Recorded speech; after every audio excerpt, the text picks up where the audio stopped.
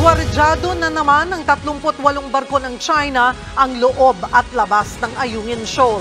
Nasa frontline ng balitang yan, si Camille Samonte.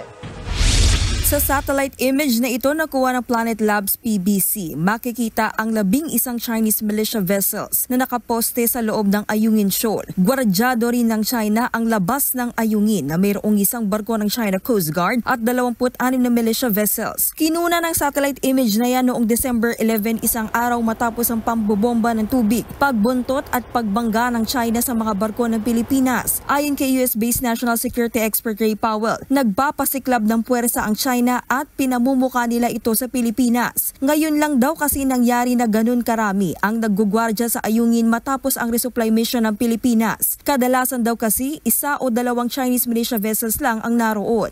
China looks like they're trying to intimidate the Philippines into being quiet and not making such a big deal about their blockade.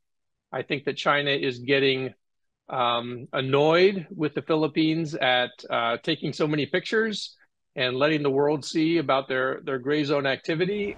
Mukhang naiinis daw ang China dahil sumasama ang kanilang imahe sa international community. Sa ngayon, wala pang pahayag ang Armed Forces of the Philippines at Philippine Coast Guard kaugnay ng panibagong kumpulan ng mga barko ng China. Pero para kay Powell, dapat pag-usapan ng Pilipinas at Amerika kung ano ang mga hakbang na pwedeng gawin sakaling lumala ang tensyon at mauwi sa armed attack. Lalo't sa ilalim ng Philippine-US Mutual Defense Treaty, nakasaad na kapag inatake ng anumang bansa ang Pilipinas, ay re-resback ang Amerika. Nagbabalita mula sa frontline, Camille Samonte, News 5. Mga kapatid, Cheryl Cosim po. Iba na ang may alam at may pakialam sa panahon ngayon. Para sa tuloy-tuloy na balitaan sa Frontline, mag-follow at mag-subscribe sa social media pages ng News 5.